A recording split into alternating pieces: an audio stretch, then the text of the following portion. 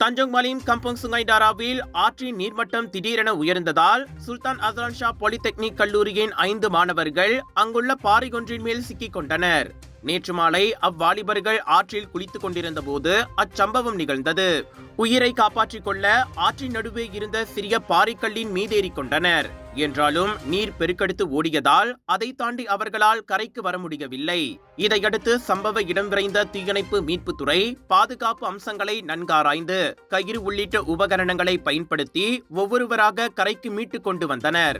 21 வயதான அந்த 5 பேருக்கும் காயம் ஏதும் ஏற்படவில்லை.